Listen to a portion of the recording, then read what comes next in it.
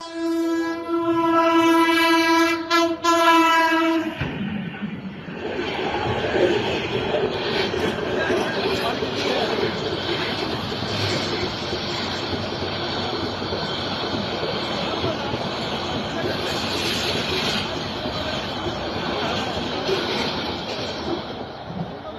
আওয়াজ শুনলাম, ওই সামনে সামনে সামনে সামনে ওই সামনে ওই গেছে, একটা হয়ে গেছে। একটা আওয়াজ শুনছিলাম তো একবারে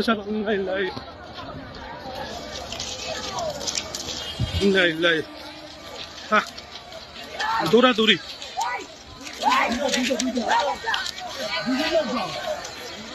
সুবর্ণ এক্সপ্রেস যেটা ঢাকা থেকে ছেড়ে এসে চট্টগ্রামে যাচ্ছিল, এই শাসনগাছা রেল ক্রসিং এর কাছে এই দুইটা মহিলা রাস্তা পারাপারের সময় এই সুবর্ণ এক্সপ্রেসের সন্ধ্যা অনুমান 7টা 10 ঘটিকার সময় কাটা পড়ে ঘটনাস্থলে মৃত্যুবরণ করছে। এই আইনগত প্রক্রিয়া আমরা অন্যান্য আমাদের ঊর্ধ্বতন কর্তৃপক্ষের সাথে কথা বলে আইনগত প্রক্রিয়াটা আমরা নিতে চাই।